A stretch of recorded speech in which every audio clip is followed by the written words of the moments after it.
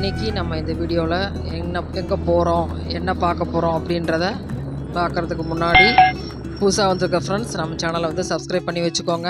அப்போ தான் நம்ம போடுற வீடியோஸ் வந்து அப்பப்போ உங்களுக்கு அப்டேட் ஆகும். சரி வாங்க நம்ம இப்போ வீடியோக்குள்ளே போகலாம். இன்றைக்கி நம்ம எங்கே ட்ரிப் போயிட்டுருக்கோன்னு பார்த்தீங்கன்னா தாராபுரம் போயிட்டுருக்கோம் ஃப்ரெண்ட்ஸ். நம்ம உடுமலையிலேருந்து தாராபுரம் போகிறதுக்கு உங்களுக்கு 38 கிலோமீட்டர் 50 நிமிஷம் வரைக்கும் ட்ராவல் டைம் எடுக்குங்க. 2 வீலரில் தான் நம்ம போயிருந்தோம்.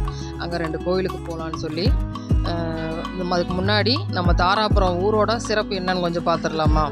இந்த தாராபுரம் பார்த்திங்கன்னா 500 ஆண்டுகளுக்கு முன்னாடி வந்து காடாக தாங்க இருந்திருக்கு. அப்போ மகாபாரத கதை எல்லோரும் படிச்சிருப்பீங்க, பார்த்துருப்பீங்க. அந்த பஞ்ச பாண்டவர்கள் வந்து 12 வருஷம் வனவாசம் போனதாக கதை கேள்விப்பட்டிருப்போம் இல்லைங்களா. அந்த 12 வருஷம் முடிஞ்சு 1 வருஷம் அஞ்ஞானவாசம்னு சொல்லிட்டு இருந்திருப்பாங்க. அதாவது அஞ்ஞானவாசம்னா அவங்க யாருன்றதை மறைச்சி பேர் எல்லாத்தையுமே மறைச்சி வேறு ஒரு பேரில் அந்த மாதிரி வாழ்ந்துருப்பாங்க 1 வருஷம். அப்படி அவங்க வாழ்ந்த ஊர் தான் வந்து இன்றைக்கி வந்து தாராபுரம் இருக்குது. அந்த காலத்தில் இந்த ஊரோட பேர் வந்து விராட நகர் அப்படின்னு சொல்கிறாங்க. புராணங்களில் வந்து இந்த ஊர் வந்து மிகவும் சிறப்பு வாய்ந்த ஊராக தாங்க சொல்லப்பட்டு வந்திருக்கு. இந்த தாராபுரத்துக்கு நம்ம போகிறதுக்கு வழியில் வந்து தாந்தோணி, துங்காவி, காரத்தொழுவு, தலவாய்ப்பட்டினம் அப்படிங்கிற சின்ன சின்ன ஊர்களை வந்து தாண்டி நம்ம போகிற மாதிரி தான் இருக்குங்க. வழிநெடுக வயல்வெளிகளும் தென்னை மரங்கள் அது மாதிரி பார்த்திங்கன்னா ஃபேமஸ் இங்கே வந்து பார்த்திங்கன்னா செங்கல் சூளைகள் இருக்குது நிறைய. இதெல்லாம் நம்ம பார்த்துட்டே வந்து பயணம் பண்ணுற மாதிரி தான் இருக்கும்.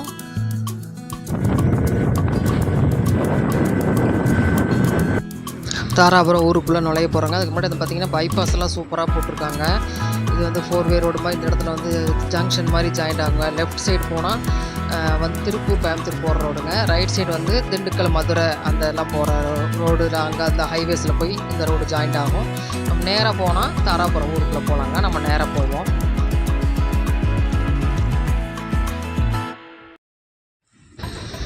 ஃபஸ்ட்டு நம்ம எங்கே வந்திருக்கோம்னு பார்த்திங்கன்னா காடு அனுமந்தராய சுவாமி கோவில், ஒரு ஆஞ்சநேயர் கோவிலுங்க. இந்த கோவில் வந்து பார்த்திங்கன்னா 1460 1530 வரைக்கும் வாழ்ந்து வந்த ஸ்ரீ வியாசராஜ சுவாமிகள் அப்படிங்கிற ஆஞ்சநேய பக்தரால் கட்டப்பட்ட கோவிலுங்க. மொத்தம் நாடு முழுவதும் 732 கோவில் கட்டியிருக்காரு. இது 89வது கோவில்.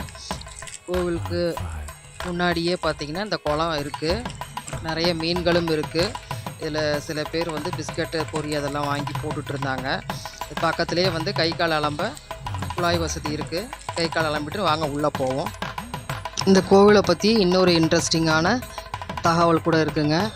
1810 அந்த காலகட்டத்தில் ஆங்கிலேயர்கள் தான் ஆட்சி புரிந்தாங்க இல்லையா நம்ம நாட்டை. அப்போ வந்து கோவை மாவட்ட கலெக்டராக இருந்த திரு தீலந்துரை அப்படிங்கிறவர் வந்து இந்த ஊருக்கு கேம்பிங்காக வந்திருக்காரு. அப்போ வந்து அவருக்கு வந்து ராஜப்பிளவை அப்படிங்கிற ஒரு தீர்க்க முடியாத நோய் இருந்திருக்கு.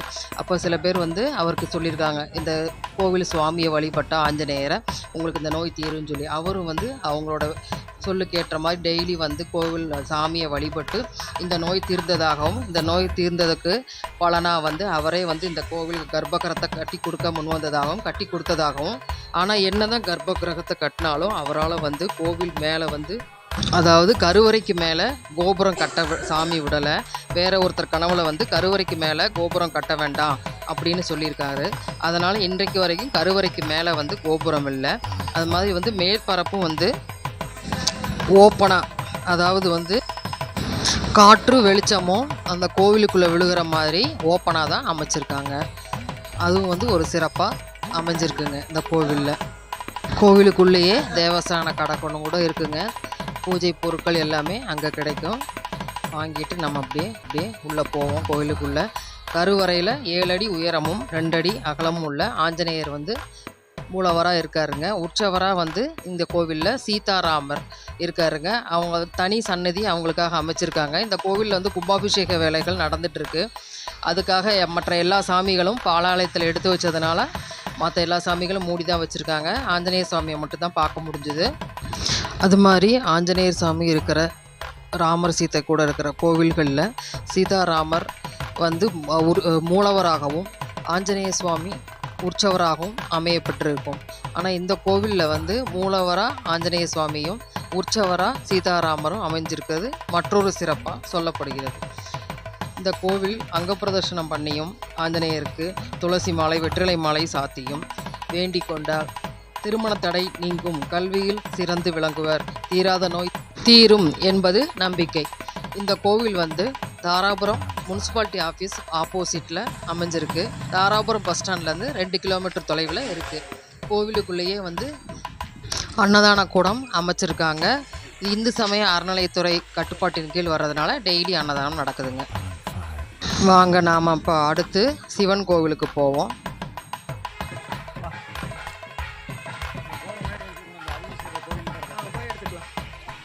அடுத்து நம்ம வந்திருக்கிறது வற்றாத ஜீவநதியாம் அமராவதி ஆற்றின் கரையில் அமைந்திருக்கும் ஸ்ரீ அகிலாண்டேஸ்வரி சமேத அகஸ்தீஸ்வரர் கோவில். அந்த கோவில் தாங்க வந்திருக்கோம்.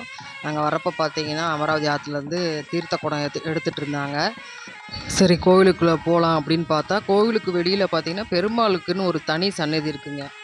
அது ஆச்சரியமாக இருந்தது. ஸ்ரீதேவி பூதேவி சமேத பிரசன்ன வெங்கட்ரமண பெருமாள் அப்படிங்கிற தனி சன்னதியில் சுவாமியும் பக்கத்தில் குபேரலட்சுமி நரசிம்மருக்குன்னு சன்னதிகள் இருந்தது. பௌர்ணமி அன்னைக்கு விசேஷமாக இந்த பூஜைகள்லாம் நடத்தப்படுது. அந்த பிரகாரத்தையும் பார்த்து சுவாமியை நம்ம தரிசிச்சுட்டு அடுத்து நம்ம கோவிலுக்குள்ளே போவோம். இதுவும் திரு அகஸ்தியரால் உருவாக்கப்பட்ட அகஸ்தீஸ்வரர் கோவிலுங்க. இதுவும் வந்து இந்து சமய அறநிலையத்துறை கட்டுப்பாட்டில் தான் வருது இந்த கோவிலும். இந்த கோவிலோட தல வரலாறு எப்படி அமைஞ்சிருக்குன்னு பார்த்தீங்கன்னா, பொதிகை மலைக்கு செல்லும் வழியில் வந்து அமராவதி ஆற்றின் கரையில் வந்து அகஸ்தியர் வந்து தங்கினார். அப்படி தங்குறப்பெல்லாம் வந்து தங்குற ஊரில் நிறைய போகிற வழியிலலாம் நிறைய ஊர்கள் இருக்குல்ல, அந்த ஊர்லெல்லாம் தங்குறப்ப எந்தெந்த ஊரில் தங்குறாரோ அங்கெல்லாம் வந்து அவர் சிவ பூஜை செய்கிறது வழக்கம். அப்படி அவர் சிவ பூஜை செய்கிறதுக்கு லிங்கத்தை கொண்டு வர சொல்லி அவரோட சீடர்களுக்கெல்லாம் வந்து காசியிலேருந்து கொண்டு வர சொல்லி உத்தரவு போட்டார். அப்படி அந்த சீடர்கள் வந்து காசியிலேருந்து அந்த லிங்கம் கொண்டு வர்றதுக்கு ரொம்ப தாமதம் ஆயிடுச்சு. அப்போ வந்து சிவ பூஜை தடைபடக்கூடாது அப்படிங்கிற காரணத்துக்காக அமராவதி ஆற்று மணலை எடுத்து அவர் வந்து லிங்கமாக செய்து வழிபட்டார். அப்படி அவர் வழிபட்ட லிங்கமே வந்து மூலவராக அமைஞ்சிருச்சு இந்த கோவிலில். அதுக்கப்புறமா தான் வந்து அவரோட சீடர்கள் காசியிலேருந்து லிங்கமும் கொண்டு வந்தாங்க. அந்த லிங்கம் வந்து இந்த தனி சன்னதியில் காசி விசாலாட்சி சமேத காசி விஸ்வநாதராக அமைச்சிருக்காங்க. இதுதாங்க அந்த சன்னதி. அந்த சன்னதியிலே பார்த்தீங்கன்னா பஞ்சபூதங்களை குறிக்கும் விதமாக பஞ்சலிங்கங்கள் அமைஞ்சிருக்கு. அது வந்து ஒன்றுக்கொன்று அளவில் வந்து மாறுபட்டதாக இருக்கும். இது வந்து ஒரு விசேஷ அமைப்பாக இந்த கோவிலில் வச்சுருக்காங்க. இந்த கோவில் முழுவதும் பாருங்கள், அந்த காலத்தில் எல்லாமே ஃபுல்லாக கல்லுலேயே அமைச்சிருக்காங்க. பாருங்கள் என்ன ஒரு அற்புதமான அமைப்பு. அதுக்கப்புறம் நம்ம வந்திருக்கிறது மூல கணபதின்னு சொல்லி விநாயகர் சந்நிதிங்க. இங்கே இருக்கிற விநாயகர் வந்து மூல கணபதின்ற நாமத்தில் இருக்கார். பெருசாக அமைஞ்சிருக்கார். எந்த சாமியும் நம்ம ஃபோட்டோ விடக்கூடாது அப்படிங்கிறதுனால அந்த பிரகாரத்தை மட்டும் அந்த சந்நிதியை மட்டும் எடுத்துப்போம். நம்ம அந்த கணபதியை தரிசிச்சுட்டு நம்ம பின்னாடி சுற்றி வந்தோம்னா பார்த்திங்கன்னா அடுத்து இருக்கிறது வீரபத்ரர் சந்நிதிங்க. இதுதாங்க அந்த வீரபத்ர சந்நிதி. சிவனுக்கு பிடித்தமான சரக்கொன்றை தான் வந்து இந்த கோவிலோட தலவிருட்சம். தலவிருட்சங்கள் வந்து கோவிலுக்கு வந்து ஒரு அடையாளத்தையே அந்த காலத்தில் ஏற்படுத்தியிருக்குன்னு சொல்லலாம். இந்த கடவுளை கண்டுபிடிக்கிறதுக்கு அந்த காலத்தில் நம்ம முன்னோர்கள் வந்து தலவிருட்சங்களை தான் வந்து வச்சு தான் அங்கே சாமி இருக்குது அப்படின்ற மாதிரி கண்டுபிடிச்சாங்களாமா. அதனால் கோவிலில் சாமியை வழிபடுறது எவ்வளோ முக்கியமோ அதே மாதிரி கோவிலில் அமைஞ்சிருக்கிற தலவிருட்சங்களையும் நம்ம வழிபடணும். அந்த தலவிருட்சங்களுக்கு தண்ணீர் ஊற்றினாலே தோல் நோயெலாம் நீங்கும் அப்படின்னு ஐதீகமாக நம்பப்படுகிறது. அடுத்து நம்ம வந்திருக்கிறது முருகர் சந்நிதிங்க. முருகரையும் பார்த்துட்டு அடுத்து நம்ம அப்படியே கோவிலை சுற்றி வருவோம். அடுத்து போக போகிறது பார்த்திங்கன்னா இந்த கோவிலில் தான் மூலவராக வந்து அகஸ்தியர் வடித்த அகஸ்தீஸ்வரர் மூலவராக இருக்கார். ஸ்ரீ அகஸ்தீஸ்வரரை மூலவராக வைத்து கோவில் எழுப்பப்பட்ட போது ஸ்ரீ அகஸ்தீஸ்வரருக்கு தனி சன்னதியும் அமைத்து அதன் அருகிலேயே வந்து அம்பாலா அகிலாண்டேஸ்வரி தாயாரையும் அமைத்து வழிபட துவங்கினாங்க. அந்த ஸ்ரீ அகிலாண்டேஸ்வரி தாயார் சன்னதிக்கு தான் அடுத்ததாக நம்ம வந்திருக்கோம். இந்த சன்னதியில் பெண்கள் திருமண தடை நீங்கவும் பிள்ளை பேருக்காகவும் வழிபடுறாங்க அம்மையை. அந்த அம்மையை நம்ம பார்த்துட்டு நம்ம அப்படியே வெளியில் வந்தோம்னா அடுத்தது இருக்கிறது வந்து பைரவர் சன்னதி. அதுக்கப்புறம் பக்கத்தில் திருவாதிரை மண்டபம்னு ஒரு மண்டபம் ஒன்று இருக்குது. அதுக்கு அருகிலேயே வந்து பார்த்திங்கன்னா நவகிரகத்துக்கு தனி சன்னதி அமைச்சிருக்காங்க.